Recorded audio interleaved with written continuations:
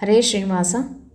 ಸ್ನೇಹಿತರೆ, ಶ್ರೀ ರಾಘವೇಂದ್ರ ಸ್ವಾಮಿಗಳ ಆರಾಧನೆಯ ಪ್ರಯುಕ್ತ ಈಗಾಗಲೇ ನಿಮಗೆ ರಾಯರ ಸೇವೆಯನ್ನು ಹೇಗೆ ಮಾಡ್ಕೋಬೇಕು ಅಂತ ತೋರಿಸ್ಕೊಟ್ಟಿದ್ದೀನಿ.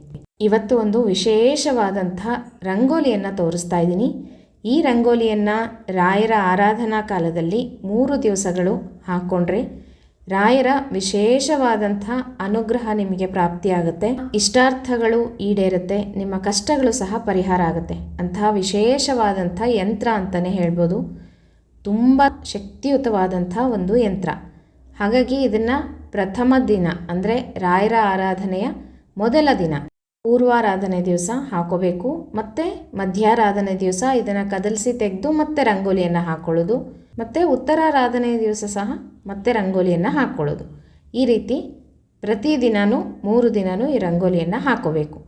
ಆಗೋದಿಲ್ಲ ಅಂತ ಹೇಳೋರು ಮೊದಲನೇ ದಿವಸ ರಂಗೋಲಿಯನ್ನು ಹಾಕಿ ಕದಲಿಸ್ದೇನೆ ಒಂದು ಕಡೆ ನೀಟಾಗಿ ಹಾಕಿ ಬಿಟ್ಬಿಡ್ರಿ.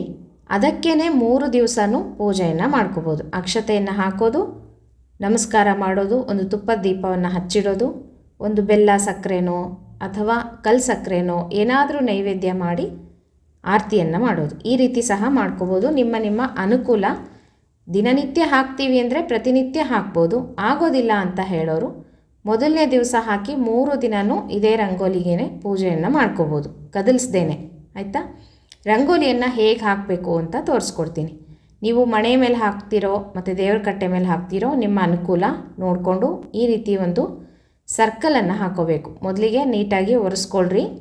ಆಮೇಲೆ ಈ ರೀತಿಯಾಗಿ ಒಂದು ವೃತ್ತವನ್ನು ಹಾಕೋಬೇಕು. ಸ್ವಲ್ಪ ದೊಡ್ಡದಾಗೆ ಹಾಕ್ರಿ.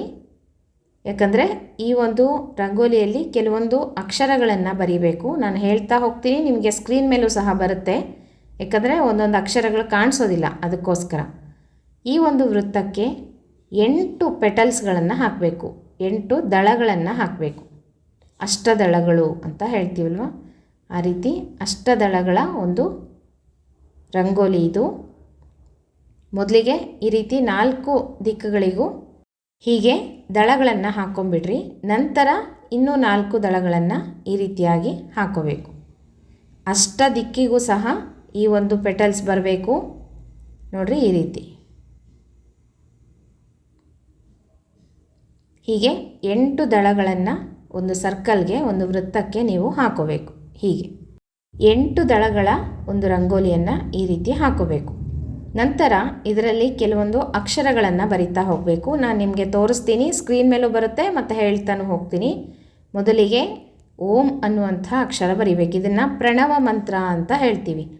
ಓಂಕಾರವನ್ನು ಸ್ತ್ರೀಯರು ಉಚ್ಚಾರಣೆ ಮಾಡಬಾರ್ದು ಅಂತ ಹೇಳ್ತೀವಿ. ಅದಕ್ಕೋಸ್ಕರ ಶ್ರೀಕಾರವನ್ನೇ ಹೇಳ್ಕೋಬೇಕು.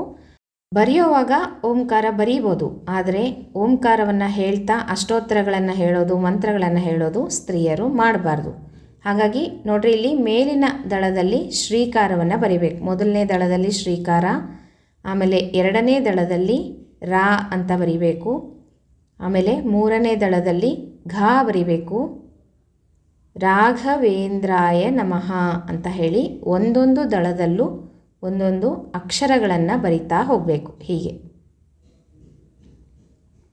ನಿಮಗೆ ಗೊತ್ತಾಗಲ್ಲ ಅಂತ ಹೇಳಿಬಿಟ್ಟು ನಾನು ಪಕ್ಕದಲ್ಲಿ ಸ್ಕ್ರೀನ್ ಮೇಲೆ ತೋರಿಸ್ತಾ ಹೋಗ್ತಾ ಇದ್ದೀನಿ. ನಿಮಗೆ ನೀಟಾಗಿ ಗೊತ್ತಾಗುತ್ತೆ. ಇಂಗ್ಲೀಷಲ್ಲೂ ಹಾಕ್ತಾಯಿದ್ದೀನಿ, ಕನ್ನಡದಲ್ಲೂ ಹಾಕ್ತಾಯಿದ್ದೀನಿ.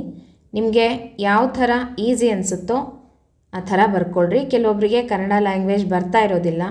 ತಮಿಳ್ನಾಡಿಂದ ತುಂಬ ಜನ ನನಗೆ ಕಮೆಂಟ್ಸ್ ಹಾಕ್ತಾ ಇರ್ತೀರಾ, ಅದಕ್ಕೋಸ್ಕರ. ನೋಡಿರಿ, ಮೊದಲಿಗೆ ಓಂಕಾರ ಮಧ್ಯದಲ್ಲಿ ಬರೆದು ಪ್ರಣವ ಮಂತ್ರ, ನಂತರ ಈ ರೀತಿ ಶ್ರೀ ರಾಘವೇಂದ್ರಾಯ ನಮಃ ಅಂತ ಬರಿಬೇಕು. ಹೀಗೆ ನಾನು ಹೇಗೆ ತೋರಿಸಿದ್ದೀನೋ ಅದೇ ರೀತಿಯೇ ಬರಿಬೇಕು. ಪ್ರದಕ್ಷಿಣಾಕಾರವಾಗೇ ಬರಿಬೇಕು.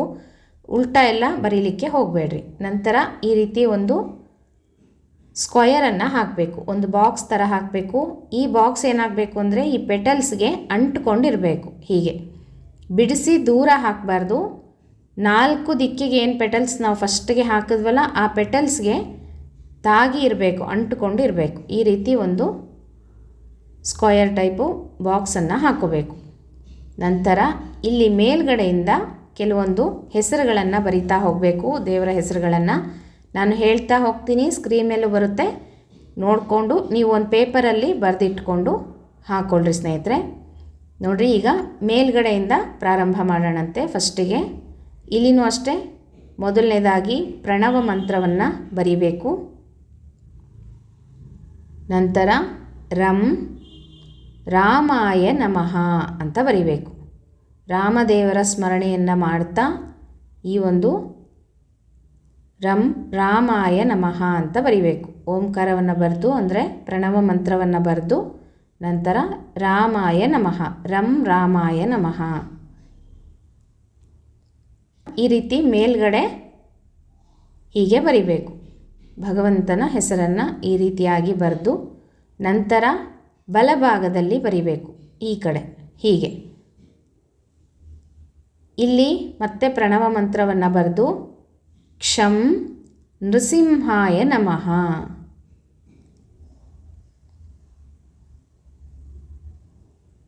ಭಗವಂತನ ಅನುಗ್ರಹ ಹೇಗೆ ಇರುತ್ತೋ ಅದೇ ರೀತಿಯಲ್ಲಿ ಗುರುಗಳ ಅನುಗ್ರಹನೂ ನಮಗೆ ಬೇಕು.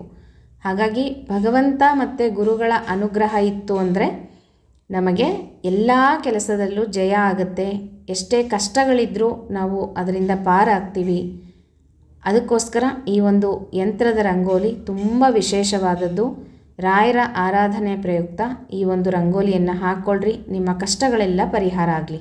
ಇಲ್ಲಿ ಕೆಳಗಡೆ ವಂ ವೇದವ್ಯಾಸಾಯ ನಮಃ ಅಂತ ಬರೀಬೇಕು. ವೇದವ್ಯಾಸ ದೇವರ ಸ್ಮರಣೆಯನ್ನು ಮಾಡ್ತಾ ಆ ಹೆಸರನ್ನು ಬರೀಬೇಕು. ನಂತರ ಎಡಭಾಗದಲ್ಲಿ ಕೊನೆಯದಾಗಿ ಮತ್ತೆ ಪ್ರಣವ ಮಂತ್ರವನ್ನು ಬರೆದು ಲಂ ಹಯಗ್ರೀವಾಯ ನಮಃ ಅಂತ ಬರೀಬೇಕು.